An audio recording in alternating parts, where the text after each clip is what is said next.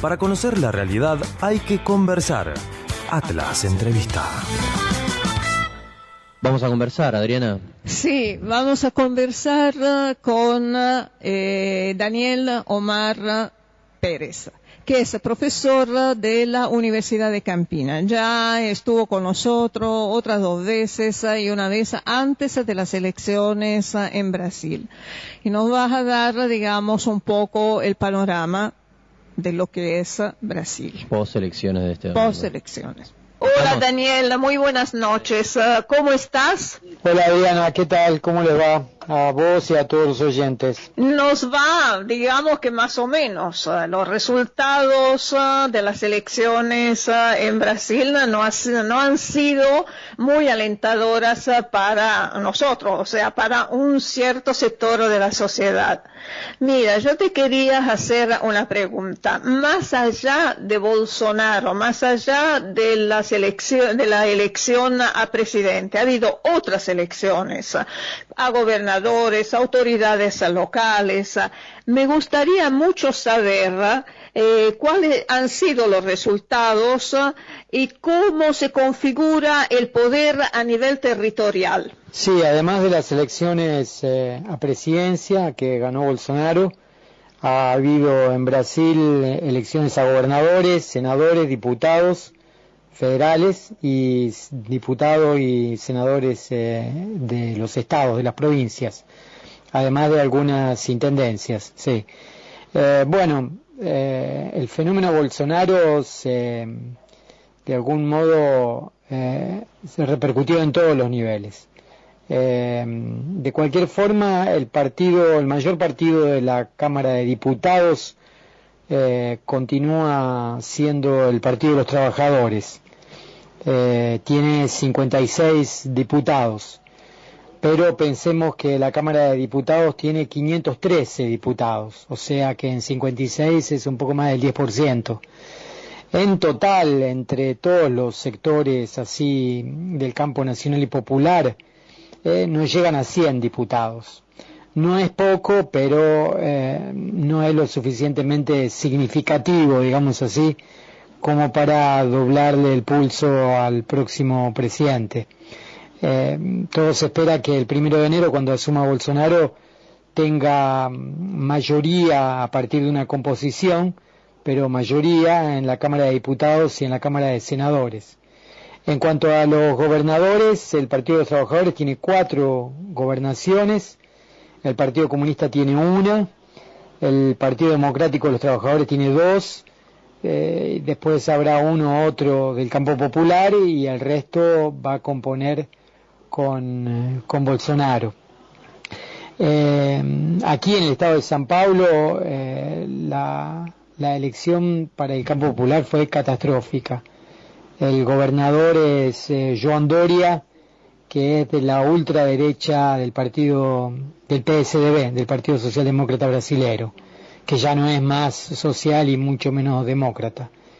Y bueno, ganó por pocos votos, pero ganó las elecciones. Así que esa es la composición local, digamos. La tristeza que produce en todo el sector del campo nacional y popular la elección de Bolsonaro se replica en la elección de senadores, diputados, gobernadores y intendentes. De cualquier forma, podríamos decir que el norte y el nordeste brasilero votó masivamente a los sectores populares y al Partido de los Trabajadores. Ya el sur votó masivamente a la derecha y a la ultraderecha, declaradamente ultraderecha. ¿Qué análisis se está haciendo desde el campo popular, desde la izquierda, que ha perdido de forma tan rotunda estas elecciones? Bueno, el candidato Bolsonaro sacó 57 millones de votos y el candidato del campo popular sacó 45 millones de votos y que 42 millones de personas no votaron, ¿no? Entonces, digamos, partiendo de esos números, si bien esto no le quita importancia a la elección de Bolsonaro, que es muy significativa, me parece que podemos comenzar a pensar que hay 45 millones de personas que no lo votaron, que votaron contra, y que 42 millones no lo votaron. Estos son 97 millones de electores, ¿no? Contra 57. Me parece que todavía, si bien él va a tener mayoría en el Congreso, la mayoría esa la va a tener que hacer por composición, lo que significa que va a tener que negociar cargos, va a tener que negociar presupuestos, va a tener que negociar decisiones políticas, y eso me parece que le va a complicar la situación a Bolsonaro. No hay un análisis, no hay una apreciación cerrada de lo que puede suceder. Ahora todo el mundo está en fase de análisis, digamos, ¿no? Los diferentes sectores del Partido de los Trabajadores, los otros partidos políticos, los analistas políticos y sociólogos de todos los sectores, están todos viendo lo que sucede.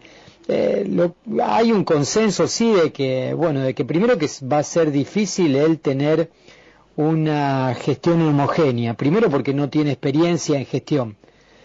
Fue militar hasta que lo echaron del ejército por quebrar la cadena de mando, en una época en la que él quería aumento de salario y propuso poner una bomba al cuartel.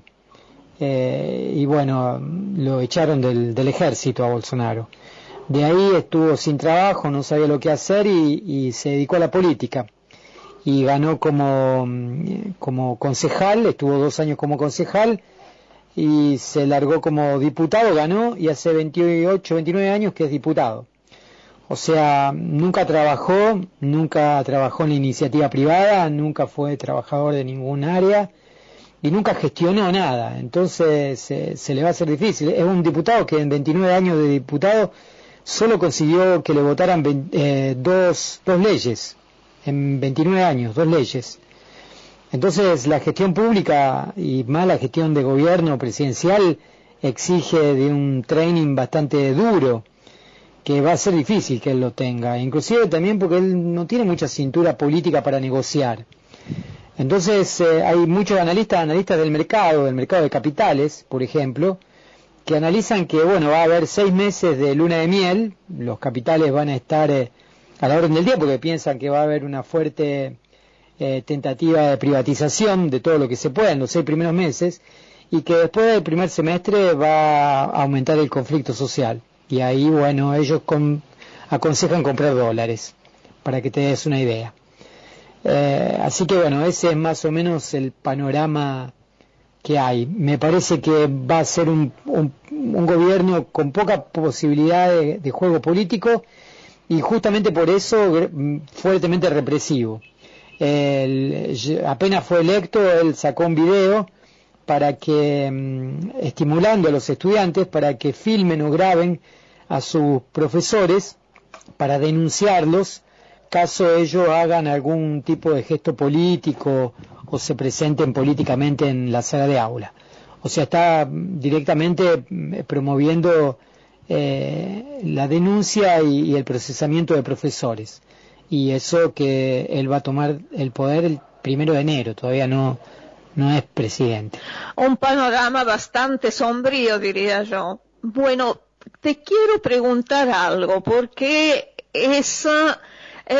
me parece que es una pregunta que se puede hacer en todos los países, acá sobre todo en América Latina. Si Lula hubiese estado libre, la situación posiblemente hubiese sido diferente. Pero a este nivel la pregunta es, ¿se vota por la persona o se vota por una idea, por un proyecto político, económico, de sociedad, por quién se vota o por qué se vota. Porque parece que si no está Lula, hubiese podido, bueno, si uno adhiere, digamos, a lo que es el ideal del Partido de los Trabajadores, debería haber seguido votando por ese partido. Entonces es una pregunta que me hago, porque parece que el poder está muy personalizado y detrás del poder, o sea, no importa un poco la idea que hay detrás de las personas, sino importante sería la persona. ¿Qué opinas? Bueno, te voy a decir mi opinión personal. Yo sinceramente no sé qué hubiese pasado si Lula estuviese. Es muy difícil aseverar alguna cosa, digamos, qué sé yo. Después de que terminó el partido con el diario en la mano, todos somos directores técnicos, decía mi abuelo. Pero no sé qué pasaría. A mí me parece que se votan las dos cosas juntas, ¿no? Me parece que se vota una idea de proyecto junto con un tipo que te parece que te va a garantizar esa idea. O sea, me parece que nadie vota la idea de un país lindo, libre, justo, por un tipo al cual no le tenés mucha confianza. Me parece que ese es el tema. Qué sé yo, el candidato Haddad es un excelente candidato, es buenísimo, pero no tiene proyección nacional al punto de poder congregar toda la gente. Por otro lado, te diría que el proyecto de Bolsonaro es muy claro. Él no le mintió a nadie, digamos, todo el mundo escuchó cuando dijo que las mujeres debían ganar menos porque trabajaban menos, cuando las mujeres se embarazaban no tenían que tener licencia maternidad. Todo el mundo escuchó al vicepresidente de Bolsonaro decir que es una locura que las personas cobren aguinaldo, que eso era una cosa que ocurría solamente en Brasil, que las personas cobraban vacaciones y aguinaldo. Eso lo escuchó todo el mundo.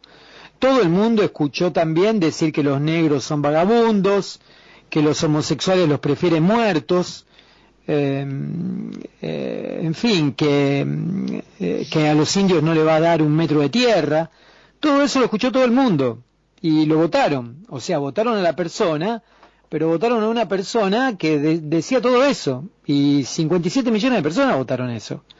O sea, acá no es que acá hubo mentira, el tipo mintió, dijo una cosa y va a hacer otra, no, dijo exactamente lo que va a hacer, y lo votaron. Entonces votaron a una persona y votaron a un discurso, a un proyecto de país, votaron eso. Me parece que tenemos que habituarnos a pensar que las personas pueden estar votando eso. El 30% dentro de los 57 millones de votos, el 30% de eso votó un cambio. La gente dice que lo votó porque quiere un cambio. Está bien, no votó otro cambio, porque había 12 candidatos. Quería un cambio, pero votó a ese cambio. Entonces no es que está votando una figura, está votando una figura vinculada con un proyecto. Y me parece que los análisis que tenemos que hacer son eso. La gente quiso eso, y es lo que votó. Por otro lado, bueno, 47 millones de personas votaron a Haddad y votaron un proyecto. Él habló de democracia, habló de distribución de renta, habló de escuela pública. Bolsonaro habló de privatización de la escuela pública, habló de privatización de los servicios de salud y lo votaron a él. O sea, vuelvo a repetir, votan a una persona, pero una persona vinculada a un proyecto.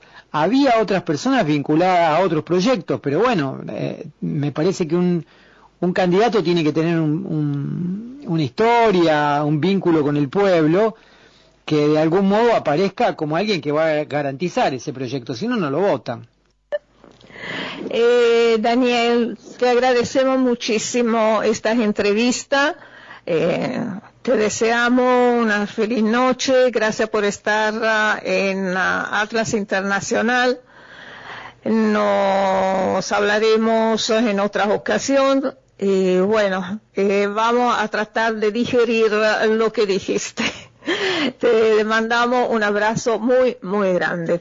Buenas noches. Bueno, gracias a vos por invitarme a participar Lo único que quería decir para encerrar es que se esperan tiempos muy difíciles en Brasil. Brasil es un país que tiene un nivel de violencia muy grande. En torno de 70 personas son asesinadas diariamente en este país. 50 y pocos son negros, jóvenes, pobres de la villa. Y que esto es un dispositivo de asesinato muy grande, y que esto se va a agravar. Se va a agravar la violencia en la periferia de las zonas urbanas, se va a agravar la violencia en los sectores rurales. Ya fueron atacados 2 campamentos del movimiento de los trabajadores sin tierra. El gobierno ya señalizó que va a considerar como atentados terroristas los movimientos, las acciones políticas que hagan los movimientos de los trabajadores sin techo y sin tierra. Así que se van a venir tiempos muy difíciles. La universidad, para que te des una idea, 29 universidades fueron advertidas judicialmente, fueron intervenidas, tuvieron visitas de la policía y hubo secuestros de materiales políticos dentro de las universidades, 29 universidades públicas. La cosa es muy difícil. Nunca pensé que volveríamos a tener esta situación. Muchas gracias a vos, Adriana, y a todos los oyentes. Hasta la próxima. Daniel, muchas gracias de nuevo, y lo que te puedo decir, cuídate mucho. Adiós. Hemos escuchado, y hemos hablado y escuchado a Daniel Omar Pérez, que es profesor de la Universidad de Campinas, sobre la cuestión del panorama postelectoral en Brasil. Para conocer la realidad hay que conversar. Atlas Entrevista.